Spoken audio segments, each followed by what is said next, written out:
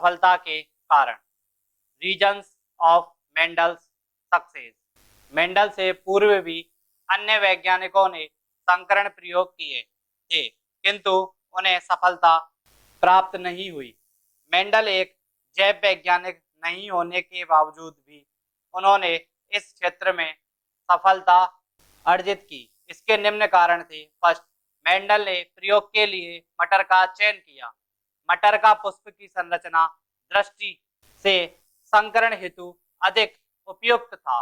यह एक बंद पुष्प क्लेस्टोगेमस होता है, अतः प्राय इसमें स्वपरागण ही होता है, किंतु इसमें सुगमता से परपरागण करवाया जा सकता है। इस प्रकार यह स्वतः नियंत्रित प्रयोग होता है। पॉइंट नंबर 2, मेंडल ने संपूर्ण कार्य पीढ़ी दर पीढ़ी किया, अर्थात उसने पहले एक संकर क्रॉस फिर द्विसंकर क्रॉस करके परीक्षण किया। इनसे पूर्व के वैज्ञानिकों ने एक साथ अनेक गुणों को लेकर क्रॉस करवाया था। मेंडल की विशेषता थी कि मेंडल ने जो काम किए थे वो क्या था, पीढ़ी दर पीढ़ी किया था। पहले एक संकर फिर दो संकर और उसके परीक्षण क्रॉस करवाया, उसके बाद रिजल्ट दिए। और पूर्व वैज्ञानिक जो थे उन्होंने सारे के सारे गुणों को, जितने भी गुण थे, एक साथ लेकर क्रॉस करवाया, इसलिए उन्हें क्या नहीं मिली, सफलता प्राप्त नहीं। नेक्स्ट पॉइंट, मेंडल ने हर पीढ़ी का ठीक ढंग से अध्ययन करते हुए संतति पादपों को F1, F2, F3 आदि को गिना तथा प्रयोगों के परिणामों को गणित व सांख्यिकी का उपयोग करते हुए समझाया।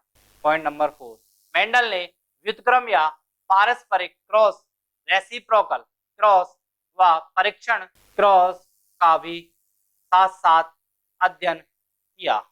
तो मेंडल ने व्युत्क्रम या पारस्परिक क्रॉस, कौन सा, व्युत्क्रम या पारस्परिक क्रॉस, जिसका होता है अर्थ रेसिप्रोकल क्रॉस, इसको भी साथ साथ किया। व्युत्क्रम क्रॉस का मतलब है मेल को तो फीमेल बना दिया और फीमेल को मेल बनाकर क्रॉस कराना।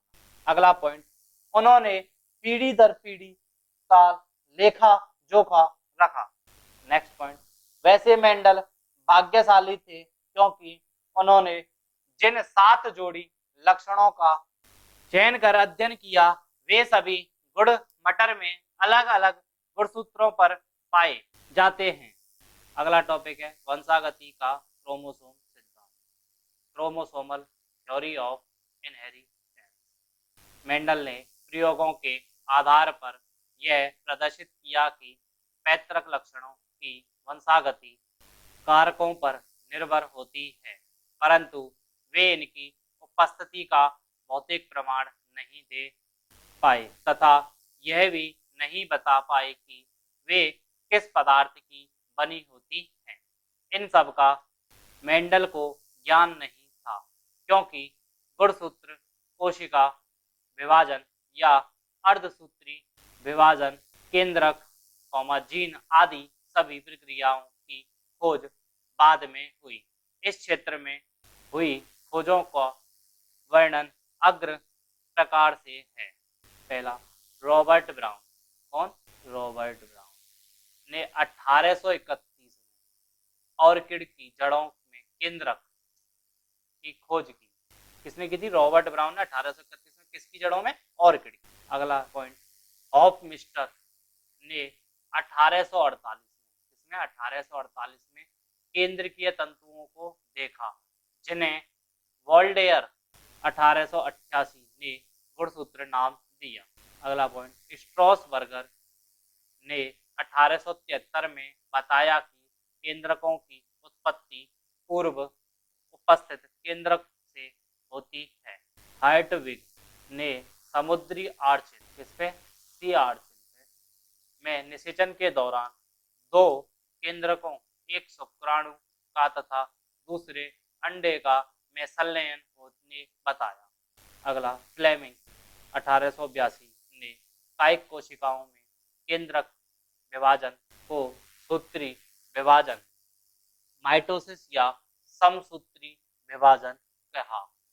अगला पॉइंट, वॉन बेंडन ने 1887 में बताया कि किसी जाति में गुणसूत्रों की संख्या निश्चित होती है। उन्होंने अर्धसूत्री विभाजन, मियोसिस और रिडक्शन डिवीजन का भी प्रदर्शन किया। नेक्स्ट पॉइंट, बोवेरी 1887 ने एस्केरिस में अंड निर्माण से पूर्व तथा ब्रोयर 1897 ने शुक्राणुओं के निर्माण के समय अर्धसूत्री विभाजन का वर्णन किया। नेक्स्ट, सन 1900 में 3 वैज्ञानिकों डी व्रिस, कॉरेंस तथा वॉन सेरेमोक ने स्वतंत्र रूप से लक्षणों की वंशागति संबंधी मेंडल के परिणामों की पुनः खोज की। सन 1902 में सट्टन तथा बोवेरी ने वंशागति में गुणसूत्रों की भूमिका को बताया। जॉनसन ने 1909 में कारक के स्थान पर जीन शब्द का उपयोग किया। तो सबसे पहले कारक, पहले अपन जीन को किसके नाम से जानते थे? कारक के नाम से। इस कारक को जीन में सबसे पहले किसने बदला था? Johnson. Next point, TH. Morgan. कौन? टी.एच. मॉर्गन 1933 ने सट्टन तथा बोवेरी का समर्थन किया तथा यह भी बताया कि विशिष्ट जीन विशिष्ट गुणसूत्र से संबंधित होते हैं। अगला टॉपिक है मेंडलियन कारकों तथा गुणसूत्रों में सदृशता, parallelism between Mendelian factors and chromosomes. Sutton ने युग्मक निर्माण व निषेचन के समय गुणसूत्रों के व्यवहार तथा मेंडल की आनुवांशिक इकाइयों की वंशागति में निम्नलिखित समानताएं देखी। पहली, द्विगुणित कोशिकाओं में ये दोनों जोड़ों इसमें पेयर्स के रूप में मिलते हैं। दूसरी बात, युग्मकों के निर्माण के समय समजात गुणसूत्र अलग अलग हो जाते हैं या हो सकते हैं, क्योंकि दोनों किस्में जोड़े में अगर ये अलग अलग नहीं होंगे समजात गुणसूत्र, तो आने वाली अगली पीढ़ी में क्योंकि डबल जाएंगे तो कितने हो जाएंगे? 4, और ऐसा किसी भी युग्मक में नहीं होता है। इसलिए यहाँ पर क्या होता है? समजात गुणसूत्र अलग अलग हो जाते हैं। और आनुवांशिक कारकों में भी ऐसा ही होता है। थर्ड पॉइंट, युग्मकों के निर्माण के समय समजात गुणसूत्र अलग अलग होते हैं, हो सकते हैं। आनुवांशिक कारकों में भी ऐसा ही होता है। प्रत्येक युग्मक में समजात गुणसूत्रों के प्रत्येक जोड़े में से ये एक गुणसूत्र आता है। इसी प्रकार कारकों के जोड़ों से एक एक प्रत्येक युग्मक में जाता है। निषेचन के फलस्वरूप समजात गुणसूत्र पुनः जोड़ों के रूप में हो जाते हैं। एक नर तथा एक मादा युग्मक से आता है। इसी प्रकार आनुवांशिक कारकों में भी होता है। सट्टन व बोवेरी ने मेंडल के नियमों को गुणसूत्रों की गतिविधि द्वारा समझाया। सट्टन और बोवेरी 1902 ने यह विचारधारा प्रस्तुत की कि गुणसूत्र ही मेंडल के कारकों के वाहक हैं। इसे ही आनुवांशिकता का गुणसूत्र सिद्धांत कहते हैं। कारक या जीन समजात जोड़ों के प्रत्येक गुणसूत्र पर होती है। प्रत्येक गुणसूत्र पर अनेक जीन्स होती है। अर्धसूत्री विभाजन के दौरान गुणसूत्र का पृथक्करण तथा स्वतंत्र अपव्ययन इंडिपेंडेंट असॉर्टमेंट होता है तथा गुणसूत्रों के समय जीन भी पीढ़ी दर पीढ़ी गमन करती है। वंशागति के क्रोमोसोम सिद्धांत हेतु थॉमस हंट मॉर्गन तथा उनके साथियों ने प्रयोगात्मक सत्यापन किए। मॉर्गन ने फल मक्खियों फ्रूट फ्लाई, इसका साइंटिफिक नेम है ड्रोसोफिला मेलानोगैस्टर, पर कार्य किया। यह मक्खी आनुवांशिकता कार्य हेतु अधिक उपयुक्त थी, क्योंकि इसे प्रयोगशाला में सरल कृत्रिम माध्यमों पर रखा जा सकता है तथा अपना जीवन चक्र 2 सप्ताह में पूर्ण कर लेती है। इनमें एकल मैथुन से अधिक संख्या में संतति उत्पन्न होती है। इसी के साथ इनमें लिंग विभेदन भी स्पष्ट होता है। नर तथा मादा को सरलता से पहचाना जा सकता है। यही नहीं, सबसे विशेष बात तो यह है कि इसमें आनुवांशिक विविधताएं अनेक प्रकार की होती हैं। अगला टॉपिक है सहलग्नता और पुनर्योजन, लिंकेज एंड रिकॉम्बिनेशन। मेंडल का स्वतंत्र अपव्ययन का नियम, लॉ ऑफ इंडिपेंडेंट असॉर्टमेंट, सार्वभौमिक नहीं है। यह नियम तब तक सही है जब तक किसी लक्षण की जीन्स भिन्न गुणसूत्रों पर पाई जाती। जब दो या दो से अधिक जीन्स एक ही गुणसूत्र पर तथा एक दूसरे के पास स्थित होते हैं तब यह स्वतंत्र अपव्ययन का नियम नहीं दर्शाते हैं, बल्कि एक साथ वंशानुगत होते हैं। इस लक्षण को ही सहलग्नता लिंकेज कहते हैं। मेंडल का कौन सा नियम है? स्वतंत्र अपव्ययन का नियम। यह क्या कहता है? अगली पीढ़ी में लक्षण क्या होते हैं? प्रभावी वाले आते हैं या अलग अलग होकर चले जाते हैं।